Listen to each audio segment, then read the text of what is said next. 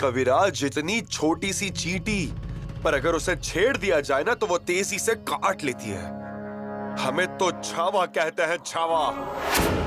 और फिर भी सिर्फ हम ही सहते रहे। कविराज, संतों के सज्जनगढ़ से मुगलों का दुर्जनगढ़ अच्छा है। अब खुद की हिम्मत से खुद का राज्य निर्माण करेंगे हम। शंभू राजे को ये आखिरी मौका दिया गया है, वो भी वो युवराज हैं इसलिए। अगर वो युवराज नहीं होते तो ये मौका भी उन्हें नहीं दिया जाता। हमारी भवानी रानी को राजपुत्र की कहानियां सुनाइए।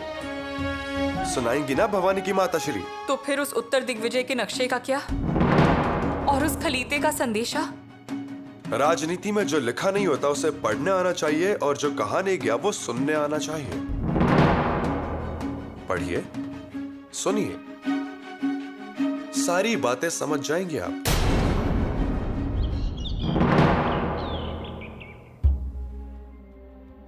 जो कहा नहीं गया उसे सुनिए, जो लिखा नहीं गया उसे पढ़िए। युवराज आखिर हमें क्या बताना चाहते थे? ऐसी कैसी पहेलियों में बात कर रहे थे? वो तो हमेशा हमें स्पष्ट रूप से सब बताते हैं, लेकिन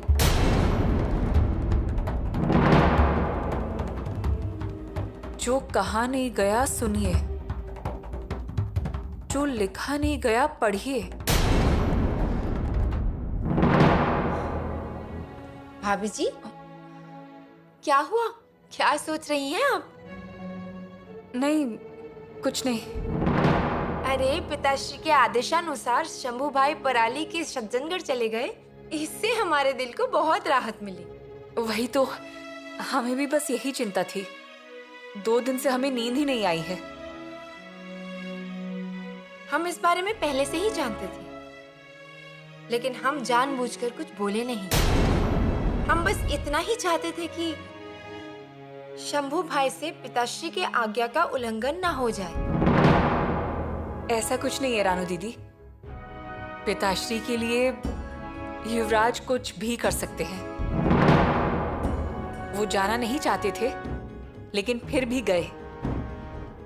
अब बस युवराज का मन शांत हो जाए और हम लोग जल्द से जल्द युवराज के साथ वापस रायगढ़ चले जाएं। इतना ही नहीं भाभी जी, रायगढ़ में जो अतृप्त आत्माएं हैं वो शांत हो जाए, उन सबके मन बदल जाए और उन्हें हमारे शंभू भाई की योग्यता समझ में आए। सारी गलतफहमियां दूर हो जाए, सब कुछ बिल्कुल ठीक हो जाए, आशा की नई किरण जाग जाए। होगा, आप जैसा चाहती हैं वैसा ही होगा। बस एक चिंता की बात है रानू दीदी। युवराज जब तक सज्जनगढ़ पर हैं तब तक ऐसा कुछ नहीं होना चाहिए जिससे उनके मन को चोट पहुंचे।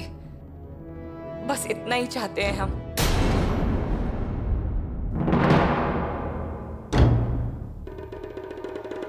आखिरकार जाना पड़ा उन्हें सज्जनगढ़। अच्छा ही हुआ, ऐसा होना बहुत ही आवश्यक था। महाराज ने ये अच्छा किया। अच्छा ही किए, हम तो बहुत प्रसन्न हो गए। और अब हमें ऐसा लगता है कि युवराज जी में भी कुछ अच्छे बदलाव होंगे। अजी वो शक्ति बड़ी है, अधिकार बड़ा है। वहां सदाचार का झरना अखंड बहता रहता है। वहां रघुवीर का जय जयकार गूंजता रहता है। सच कहा आपने। वहां शब्द अंकुरित होते हैं, बढ़ते हैं, और फिर वही शब्द लोगों के सामने श्लोक बनकर आते हैं। एकदम सही कह रहे हैं आप। सिर्फ और सिर्फ खुशियां ही रहती हैं सज्जनगढ़ पर। यह बहुत अच्छी बात कही। और पंत जी, हमारा तो यही कहना है कि कैसे भी हो, लेकिन आखिर में वो हमारे युवराज हैं। समर्थ जी के साथ रहने का अवसर उन्हें प्राप्त होगा और हमारे बारे में अच्छा सोचने का ज्ञान भी उन्हें प्राप्त हो जाएगा। मुझे भी वही लगता है, क्योंकि समर्थ जी से मिलना सौभाग्य की बात है। मतलब? समझ जाइए। अपने मन को रोकिए, परांतर ढूंढिए, क्षण क्षण संभालिए, बदल जाएगा इसलिए।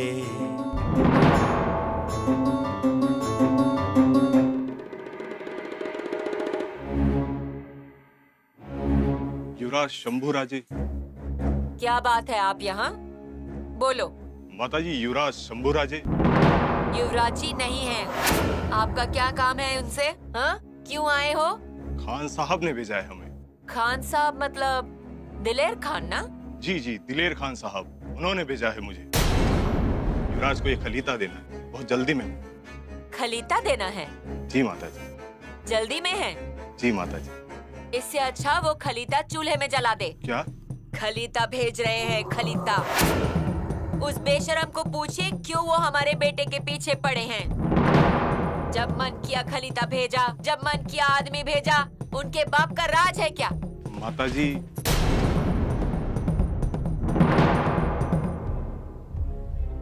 आपका सत्यानाश हो जाए। बार बार आकर हमारे बेटे को परेशान कर रहे हैं। अजय, हमारा बेटा बहुत अच्छा है, लेकिन लोगों में गलतफहमियां बढ़ रही हैं आपकी वजह से। देवी को तोरण चढ़ा रहे हैं। आपके खान साहब को भगवान मालूम है क्या? बेटी के नामकरण के समय भी नजराना भेजे थे, वो भी सबसे पहले। हाथ धोके पीछे पड़ गए हैं। अब जाते हो या मारूं आपको? क्या हुआ?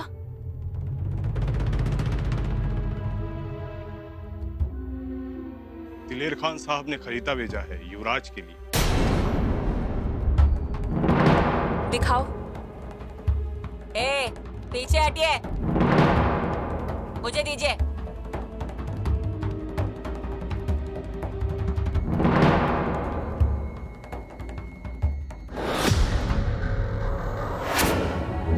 जंग बहादुर शहजादे शंभू राजे। शंभू राजे, आपका खलीता मिला। बड़ी खुशी हुई। इरादों का पता चला, सोच समझ में आई। शुक्रिया।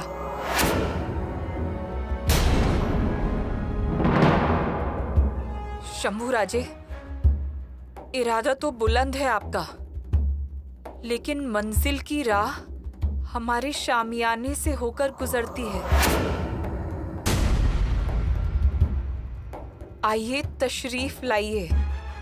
रूबरू होके ही अंजाम के बारे में सोचा जा सकता है।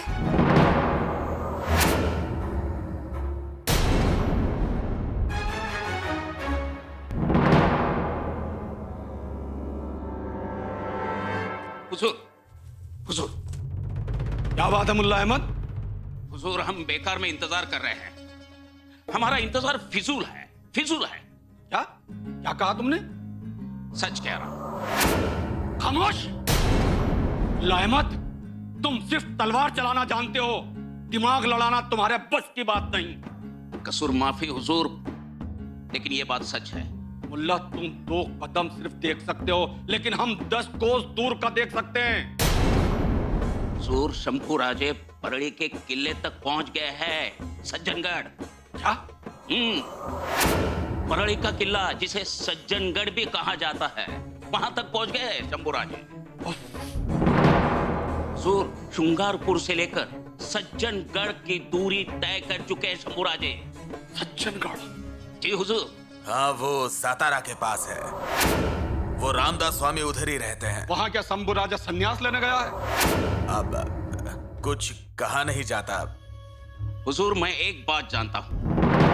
अगर शंभू राजे को यहाँ आना होता तो वो सज्जनगढ़ क्यों जाते, और वो भी सिर्फ 200 सैनिक लेकर? हाँ, और वैसे भी अगर आपके पास आना होता तो वो सारी फौज, अश्वदल, सैनिक सबको लेके आते ना, है कि नहीं? और उसकी बीवी, उसकी शहजादी? उन दोनों को उसने श्रृंगारपुरी छोड़ा है। खबर एकदम पक्की है मुल्ला? एकदम पक्की, यकीनन। मुल्ला अहमद, यही तो हमारी जीत है।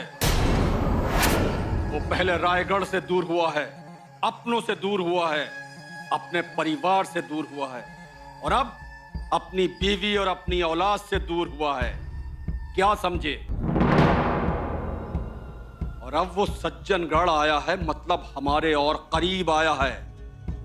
और फिर सज्जनगढ़ यहां से है ही कितनी दूर?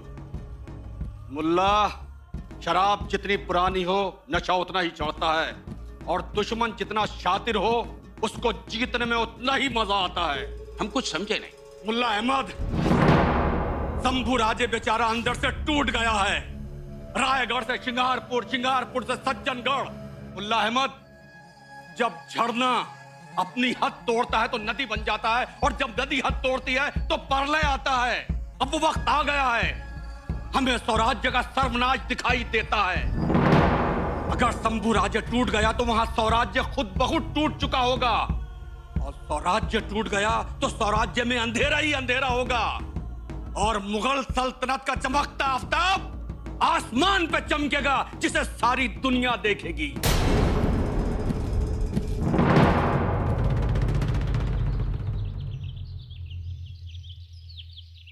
हम्बीर राव। जी महाराज।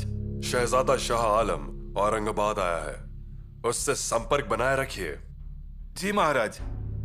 भाईजी नायक ही जल्द ही हमें उनके बारे में खबरें पहुंचाएंगे। हम्बीर राव। जी महाराज। अगर हम शहजादे को बहका सकें तो औरंगजेब को हम सह दे पाएंगे। शहजादे को दक्षिण का बादशाह बनने का आमिष दिखाते हैं। जी महाराज जी। और वो भी अगर महाराज, श्रृंगारपुर से कवि कलश आए हैं। श्रृंगारपुर से? जी। अंदर बुलाइए। जी महाराज।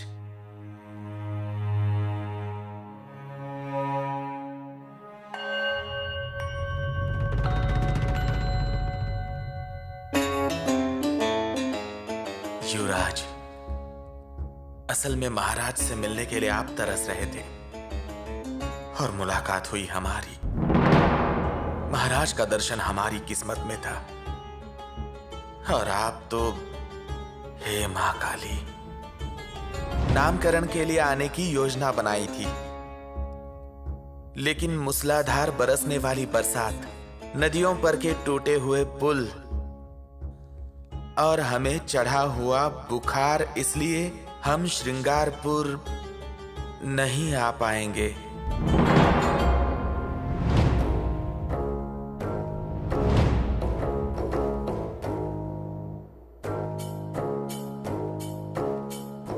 पिताश्री!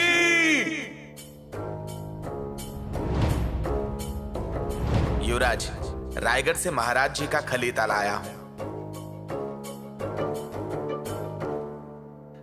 देखा आपने कविराज? जी।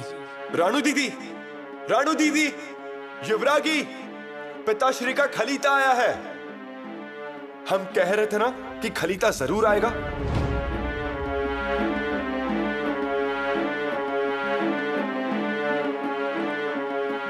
कविराज, बोलिए, आप महाराज से कुछ कहने के लिए आए हैं? जी महाराज, युवराज ने हम पर 4000 का अश्वदल स्वराज्य में शामिल करने की जिम्मेदारी सौंपी थी। हमने अश्वदल स्वराज्य में सम्मिलित किया है। ये बहुत अच्छा काम किया आपने। शंभू राजे है कहां?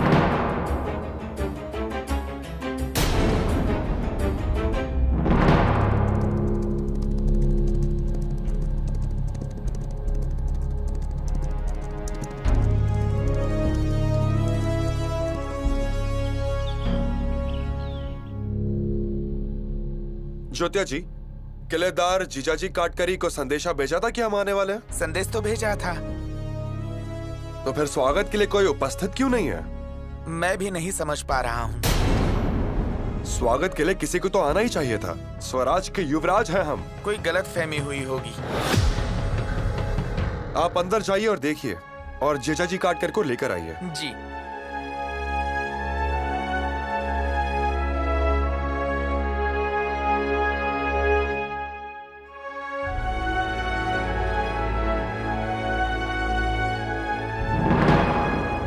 लेकिन आप ये कैसे जानते हैं कि हम किलों को स्वतंत्रता की पूंजी मानते हैं? महाराज, आप किलों को स्वतंत्रता के सुख की कुंजी मानते हैं, इसलिए अहम जगहों पर किले खड़े किए हैं। शुरुआत के दौर में आपकी पूरी प्रजा ही जासूस थी। लोग आपको खबरें देते थे, जरूरत पड़े तो अनाज देते थे, सैनिकों को आश्रय देते थे। अपने स्वराज्य की लड़ाई आपने जनता के मन में पहले बोया, उन्हें उत्तेजित किया। सही कहा ना महाराज?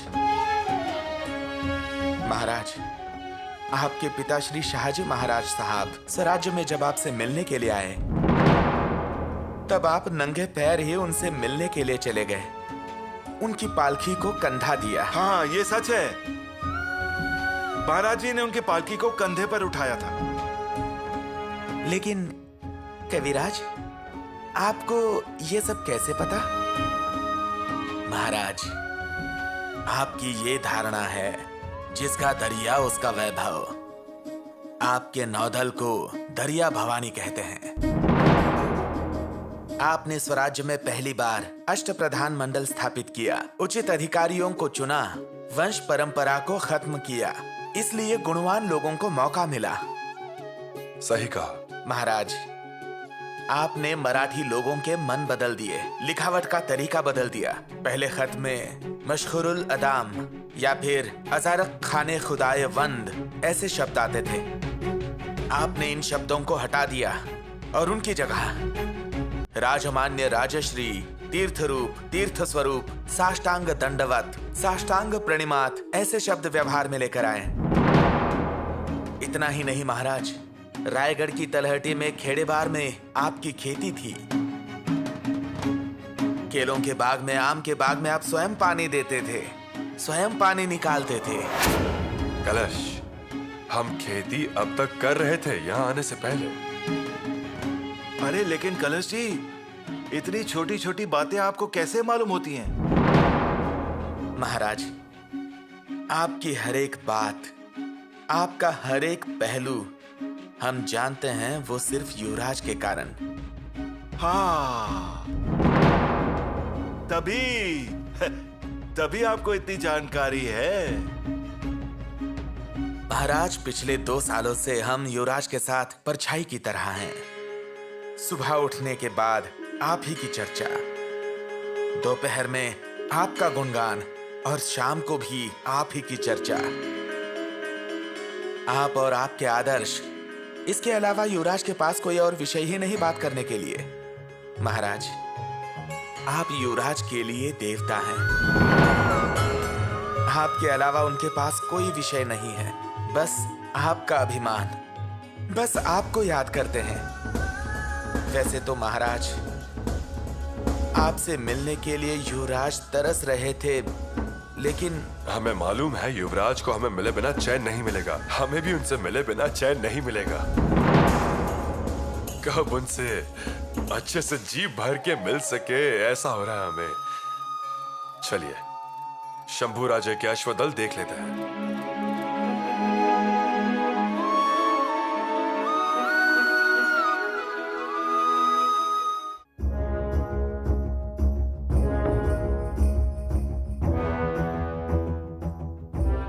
युवराज, किलेदार जीसाजी काटकर और समर्थ शिष्य दिवाकर गोसावी आए हैं।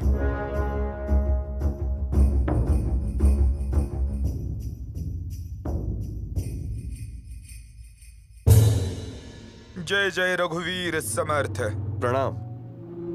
युवराज जी, क्षमा कीजिए, आपके स्वागत के लिए समय पर हम यहाँ नहीं पहुँचे। आप हमारा स्वागत करें ऐसा हम चाहते भी नहीं है किलेदार, लेकिन कुछ नियम होते हैं। किलेदार गडकरी से मिले बिना अंदर प्रवेश नहीं कर सकते, नियमों का उल्लंघन होता है। हमसे भूल हो गई युवराज जी। ठीक है, समर्थ के शिष्य दिवाकर गोसावी के सामने इस विषय में बात नहीं करेंगे, बाद में बात करेंगे, और वैसे भी हम जल्दी में हैं। तो फिर आप किले में प्रवेश कीजिए युवराज जी। हाँ। आप यहाँ मत रुकिए। हम इसीलिए यहाँ आए हैं, समर्थ से मिलेंगे और तुरंत यहाँ से चले जाएंगे। समर्थ जी से मिलना है? हाँ, परंतु गुरुदेव समर्थ किले पर नहीं है।